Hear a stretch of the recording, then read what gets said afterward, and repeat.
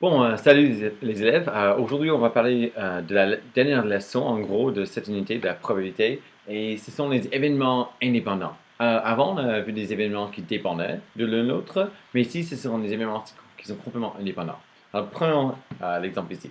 Si on avait un jeu de cartes avec 52 cartes, puis on pigeait une carte, puis on ne remettait pas, bah, la probabilité de choisir une autre carte serait dépendante de ce qui était arrivé dans la première fois qu'on a pigé une carte. Mais on peut avoir des événements indépendants. Soit on remet la carte, ou, dans un autre exemple, nous avons deux jeux de cartes différents. Alors disons qu'on choisit un 8 de cœur ici, et ensuite on va parler de l'idée de quelle est la probabilité de choisir une 8 de cœur dans un deuxième paquet. Ben, en fait, le fait qu'on a choisi une 8 de cœur ici n'a rien à voir. Ça ne va pas influencer si on choisit une 8 de cœur dans le deuxième paquet, dans le deuxième jeu de cartes. Alors, c'est ça qu'on va regarder. Quand les événements sont indépendants de l'un autre. Ceci veut dire que le premier événement n'a aucun effet sur le deuxième événement.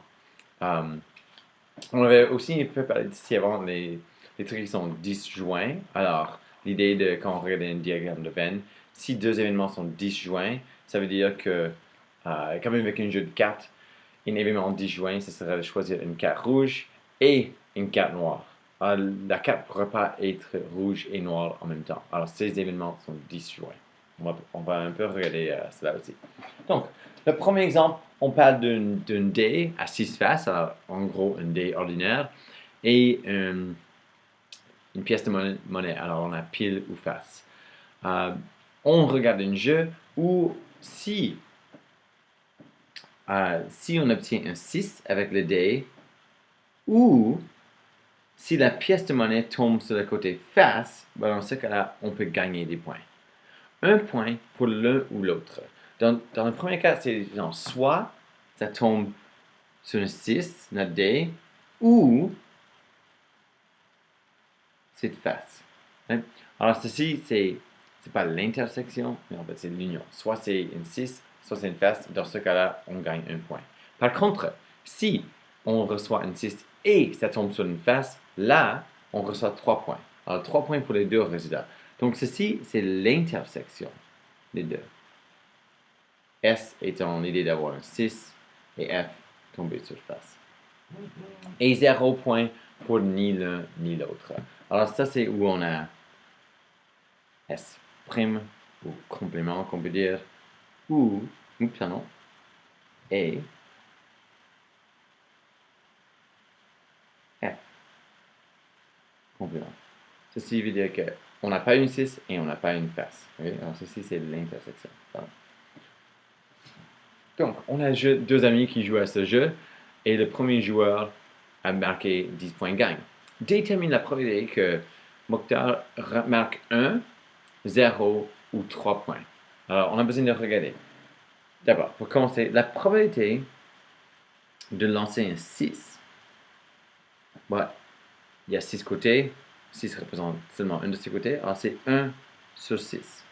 Ceci veut dire aussi que la probabilité de ne pas marquer un 6, alors le complément de 6, en gros, tous les autres résultats qui ne sont pas un 6, qui forment notre ensemble universel, est 5 sixièmes.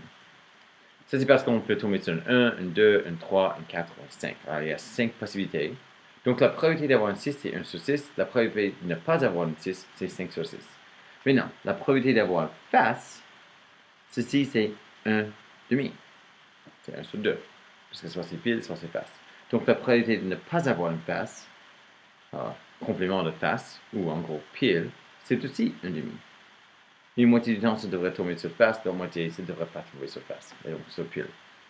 Ce que nous allons faire ici, c'est qu'on va créer une arbre. Alors, en gros, une graphique. Hein.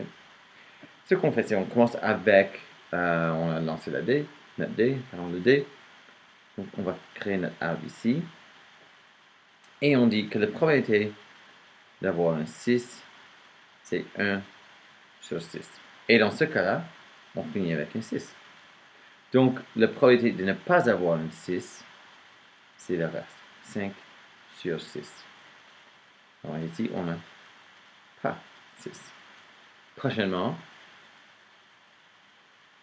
on parle de probabilité d'avoir une face. Probabilité d'avoir une face, ici c'est 1 sur 2, et là ça finit comme face. Probabilité de ne pas avoir une face, donc une pile, c'est 1 demi, et ceci n'est pas face. On pourrait écrire que c'est pile, mais il vaut mieux juste dire face et pas face, parce que c'est en gros ce que ceci veut dire. Pareil ici, la probabilité d'avoir une face, c'est 1 demi. La probabilité de ne pas avoir une face, c'est 1 demi. Alors, si on finit avec une face, ici on finit avec pas une face. Maintenant, on veut savoir la probabilité d'avoir un point, parce que c'est ça la première question. Donc, la probabilité d'avoir un point, c'est en gros, c'est SUF, mais en même temps, on ne veut pas avoir l'intersection. Parce que si on a S et F, dans ce cas-là, on reçoit 3 points. Alors, où est-ce qu'on a un cas où on a S, alors soit on a 6, mais pas une face. Donc ceci c'est 6, mais pas une face. Alors on va faire 1 sixième fois 1 demi. Donc 1 sixième fois 1 demi. N'oubliez pas qu'avec la multiplication des fractions, on fait numérateur fois numérateur, qui est 1, dénominateur fois dénominateur, qui est 6 fois 2, qui est 12. Donc la probabilité d'avoir un 6, mais ne pas avoir une face, c'est donc gagner un point, c'est 1 deuxième. Mais on n'a pas fini là. Parce qu'il y a aussi le cas où nous n'avons pas une 6, mais on finit avec une face. Alors ceci sera 5 sixièmes fois 1 demi, parce qu'on finit avec un des deux. Là, on avait le 6, mais pas une face. Là, on a la face, mais pas une 6. Donc, on a 5 sur 6 fois 1 demi, 5 fois 1, 5, 6 fois 2, 12. Alors, la probabilité d'avoir un point, c'est 1 douzième plus 5 douzième, qui est 6 douzième, qui est donc 1 demi, qui finalement est 0,5 ou 50%. Alors, la probabilité d'avoir un point, c'est 50%. La probabilité d'avoir 3 points maintenant, ou pardon, 0 point. On va regarder la probabilité d'avoir 0 point. Alors, où est-ce qu'on a 0 point? C'est seulement où nous n'avons pas de 6. Alors, il faut qu'on... Là, on a toujours une 6, alors on va ignorer cette branche-là. Alors, il faut qu'on n'ait pas de 6. Ceci, c'est pas de 6. Et pas de face. Alors, la probabilité d'avoir aucun point, c'est 5 sixièmes fois 1 demi. 5 fois 1, c'est 5. 6 fois 2, c'est 12. 5 divisé par 12. Alors, on s'en calculatrice. Puis on fait 5 divisé par 12, qui est donc 0,4167, où on multiplie cela par 100, et c'est 41,67%. Ça, c'est la probabilité d'avoir 0 point. Ici, c'est la probabilité d'avoir 1 point. Oh, pardon. Le dernier cas, la probabilité d'avoir 3 points. Alors, pour avoir 3 points, il faut d'abord réussir à avoir un 6. Ici, c'est tous les cas où on n'a pas un 6, alors on va l'ignorer. Bon, c'est pas tous les cas, mais c'est des cas où on n'a pas de 6. Alors, la probabilité d'avoir un 6, c'est 1 sixième. Et il faut avoir une face. Donc, la probabilité d'avoir une face, c'est 1 demi. Ceci veut dire que la probabilité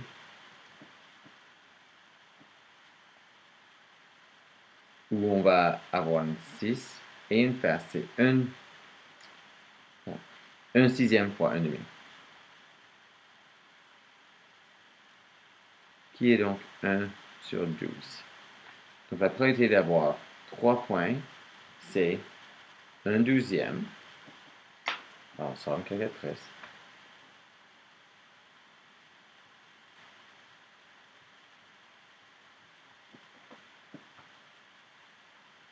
La probabilité d'avoir 3 points, c'est 0,0833. Et si on veut trouver un pourcentage, on va juste multiplier par 100, qui est donc 8,333%. Alors, la question, quelle était la probabilité d'avoir un point? Donc, la probabilité d'avoir un point, c'était 50%. La probabilité d'avoir aucun point, 0 point, c'était 41,67%. Et la probabilité d'avoir 3 points, c'était 8,33%. Logiquement, si on additionne ces trois pourcentages, ces trois probabilités ensemble, on devrait avoir 100%. Parce que ce sont des événements qui sont déjà indépendants de l'autre, mais aussi leurs résultats vont être indépendants.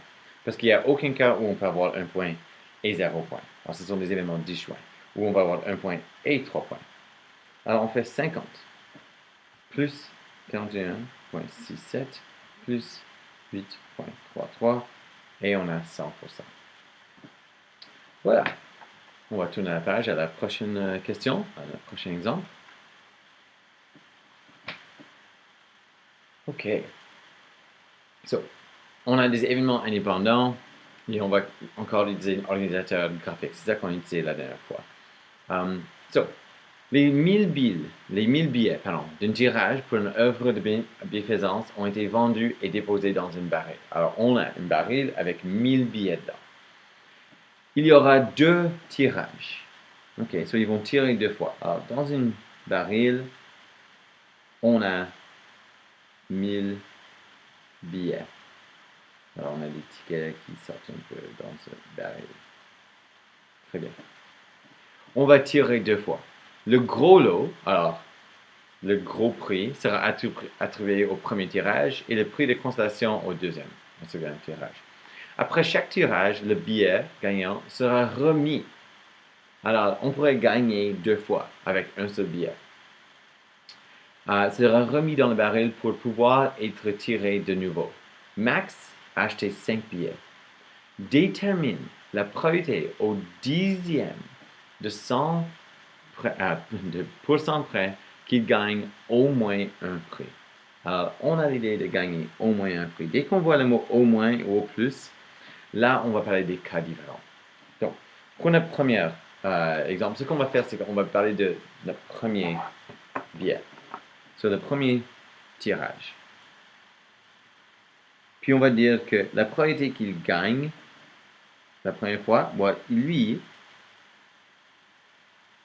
il a 5 billets. La probabilité de gagner, c'est 5 divisé par 1000. On peut mettre ici dans une calculatrice, c'est 0,005. Encore si je déplaçais la virgule 3 places.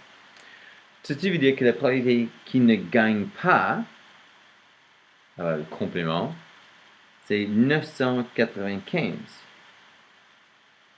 sur 1000, qui est 0,995. Encore, vous pouvez mettre ceci dans une calculatrice. Dans ce cas-là, il aura gagné une fois.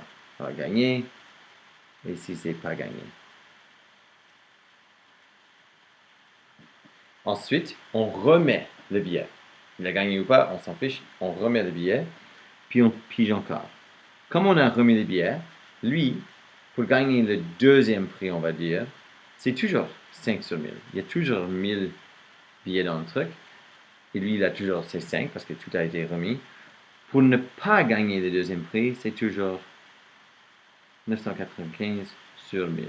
Je rappelle, ceci c'est 0,005, ici c'est 0,995.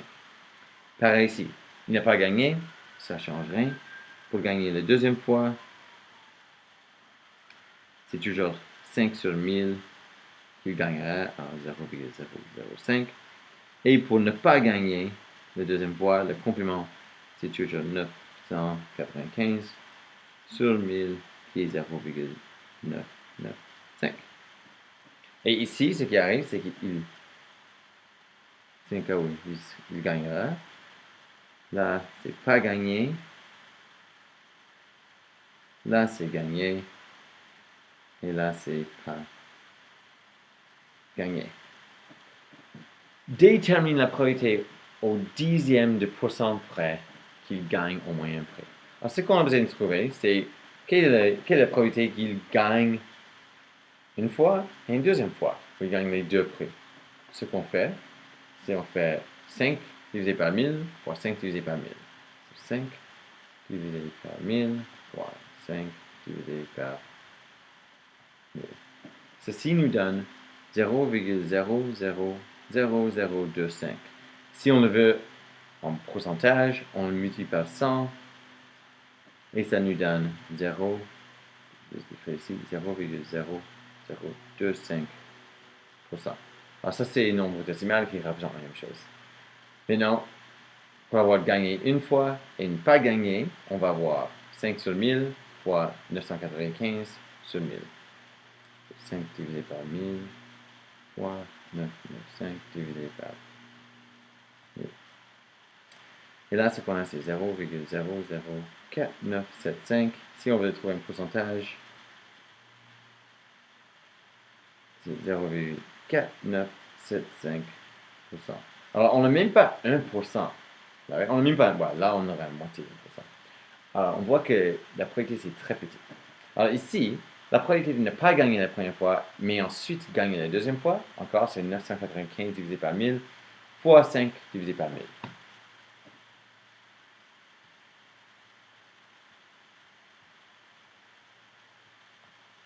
Qui me donne exactement la même chose que là. Oups. Ça devrait être ça.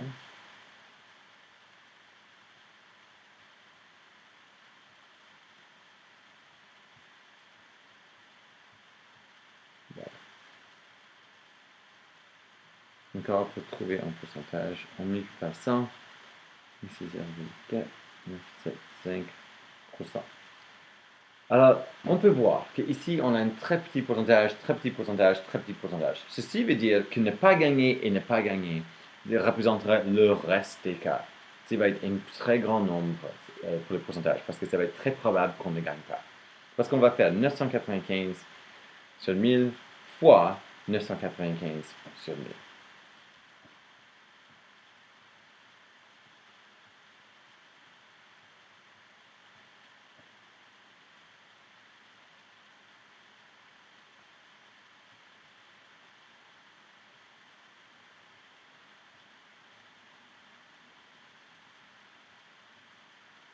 Puis 0,9900, puis on multiplie cela par 100, et ça me donne 99%.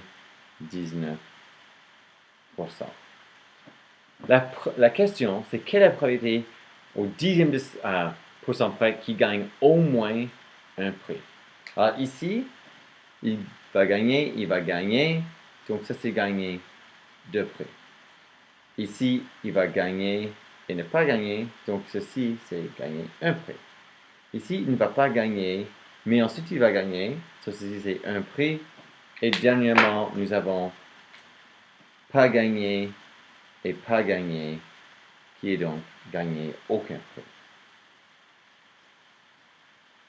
Alors, ce qu'on peut voir, c'est qu'il y a deux manières de faire ça. On peut additionner les trois pourcentages, parce que là, il gagne un prix, là, il gagne un prix, là, il en gagne deux. Alors, on pourrait dire que les trois ensemble représentent l'idée de gagner au moins un prix. Donc, on fait 0,0025 plus 0,4975 plus 0,4975. Et ça me donne 0,9975%. Et on sait qu'on doit arrondir. Pour arrondir ceci, au dixième près, c'est environ 1%. C'est la probabilité de gagner au moins un prix, c'est ça. C'est égal à 1%. L'autre manière qu'on aurait pu faire ci, c'est qu'on aurait pu dire que c'est 100% moins le cas où il gagne les deux, où il gagne aucun prix. Right? Si on fait 100% moins 99, ceci c'est la probabilité de gagner au moins un prix.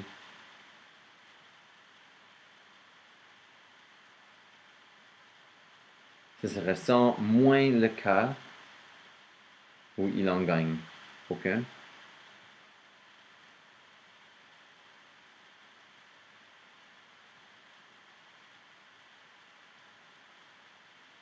qui est donc 1%. 100% moins 99%, c'est 1%. Il y avait les deux manières de le faire. Soit on additionne les cas où il gagne un prix et deux, ou on peut dire, ok, on peut prendre tous les cas, 100%, et on soustrait les cas où il gagne aucun prix. Et le reste, il doit gagner au moins une fois. Ok, pour les deux autres questions, ils font partie d'un document que j'ai mis en ligne. Alors, vous aurez besoin de télécharger cela. On va le regarder tout de suite. Donc, alors, on va regarder des exemples. Pardon, un exemple ici. Encore, j'ai mis ceci sur un document que j'ai mis dans l'annonce de cette leçon. Et c'est ça qu'on va combiner. Quand on a regardé les diagrammes de Venn, on va maintenant les utiliser pour faire la probabilité.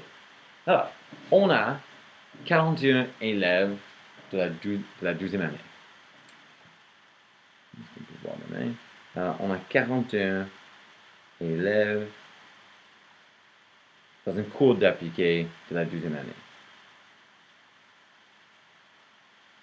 Ce qu'on sait, c'est qu'on va avoir des élèves qui font partie du club de théâtre. Oh, pardon, ce ne sont pas des élèves dans un club de mathématiques. Ils vont faire partie d'un club d'échecs, chess en anglais, parce qu'on va utiliser cela. Et ils vont faire partie d'un club environnemental. Maintenant, il y en aura qui font partie de deux de ces trois clubs, ou de trois des clubs, ou de aucun de ces clubs. Alors, on aura trois bulles pour notre diagramme de Venn. Donc, on commence comme ceci. Puis, on a notre, je vais maintenant monter cela. On a notre ensemble universel qui est 41 élèves. Alors, je fais U ici et 41, le nombre d'élèves qu'on va avoir. On sait qu'on va avoir une bulle qui représente le théâtre, le club de théâtre. Une autre qui représente échec, je vais mettre C pour chess. Et une autre qui représente, c'est quoi, l'environnemental. La raison pour laquelle on va pas utiliser E les deux fois. Alors, ce que je vous conseille toujours de faire quand vous allez dessiner une diagramme, c'est de commencer en bas. On voit que deux élèves font partie de tous les trois clubs. Alors, la première chose qu'on fait, c'est on commence avec le dernier truc, 2. Sur ma feuille, je vais maintenant rayer le 2, mais je peux pas le faire parce que c'est Word. Donc, je vais mettre 2 là. Et ensuite, on monte par un étape. 3 élèves font partie du club d'échecs, le club d'échecs, et du club d'environnement seulement. Ceci veut dire que ces 3 élèves, ils font seulement partie de ces deux clubs-là. Ils ne font pas aussi partie de l'autre club. Alors, on va dire qu'il y a 3. Il y en a 3 ici. Puis on monte. 10 élèves font partie du club de théâtre, alors on est dans théâtre, et du club environnemental. Et comme il n'y a pas le mot seulement, on sait que cette partie-là représente théâtre et environnement. C'est juste que ceci représente théâtre, environnement et échec. Et on n'a pas dit que c'est seulement, donc on sait qu'en total, cette bulle ici doit représenter 10. Alors 10 moins 2, c'est 8. Puis on monte. 8 élèves font partie du club d'échecs et du club de théâtre. Alors même idée, on est en train de dire qu'il y a 8 élèves ici. Comme on n'a pas utilisé le mot seulement, on va faire 8 moins 2, voilà, pour nous en donner 6. Maintenant, il y en a 14 élèves qui font partie du club environnemental. Alors, on sait que pour le club environnemental, on devrait avoir 14. Donc, 14 moins 8, c'est 6. Moins 2, c'est 4. Moins 3, c'est 1. Il y a un seul élève qui fait seulement partie du club environnemental. 17 élèves font partie du club d'échecs. Alors, je fais la même chose. Club d'échecs, je suis ici, 17. 17 moins 6, c'est 11. Moins 2, c'est 9. Moins 3, c'est 6. Donc, j'ai 6 élèves qui font seulement partie des clubs d'échecs. Et dernière chose pour les bulles, il nous reste une petite chose à faire quand même. 21 élèves font partie du club théâtre. So, 21, moins 8, c'est 13. Moins 2, c'est 11. Moins 6, c'est 5. On va maintenant vérifier. On devrait avoir 41 élèves en total. Donc, 5 plus 6, c'est 11, 17, 20, 22, 30, 31. Ça devrait être 41. Donc, les élèves qui font partie de ni un ni l'autre, voilà, il n'y a aucun club, il y en a 10. 10 élèves font partie de aucun club. Encore, c'est parce que si on avait compté tout ceci, on aurait trouvé, quand on l'a compté, pardon, On a trouvé qu'il y avait 31 élèves ici. Sur 5 plus 6, c'est 11, plus 6, c'est 17, 20, 22, 30, 31. On devrait avoir 41 total, donc on fait 41 moins cette somme, et ça nous donne le nombre d'élèves qui font partie de aucun club. La deuxième partie de la question, la partie B, où est mon document Word? C'est ceci.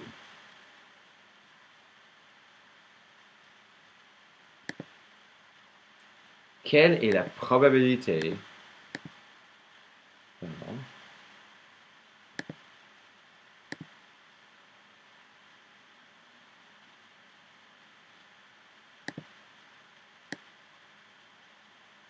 quelle est la probabilité qu'un élève choisi au hasard ne fasse partie d'aucun de ces clubs? Alors, c'est ça qu'on est en train de dire. Quelle est la probabilité que si on choisit un élève au hasard, sa probabilité de aucun club, quelle est cette probabilité? Well, on avait 41 élèves en total, donc ça va être 10 les élèves qui ne font pas partie d'un club, divisé par tous les élèves en total. 10 divisé par 41.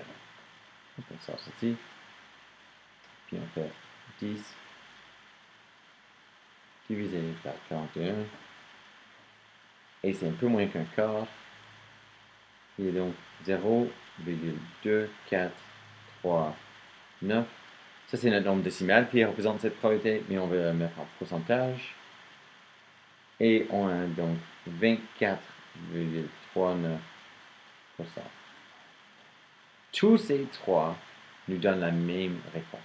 Comme on n'a pas demandé un pourcentage près ou quelque chose du genre, ces trois réponses sont correctes. Encore, c'est parce que ceci, c'est la fraction, et ça, c'est le décimal, et ça, c'est le pourcentage qui représente tout simplement la probabilité qu'un élève choisi au hasard fasse aucune partie, ou fasse partie de aucune de ces deux.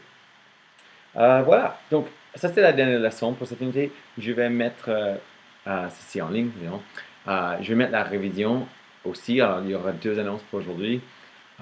Et ensuite, jeudi, on aura une période de discussion, une période de questions-réponses si vous voulez. Et vendredi, je mettrai en gros votre test, votre évaluation de la semaine. Ce sera une plus grande évaluation parce que c'est la fin de l'unité.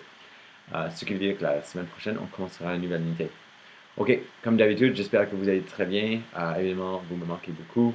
Je sais aussi qu'il fait beaucoup plus beau dehors ces jours-ci. Alors, essayez de faire de votre mieux pour faire vos devoirs. Peut-être les faites le matin ou le soir et sortez un peu pendant la journée.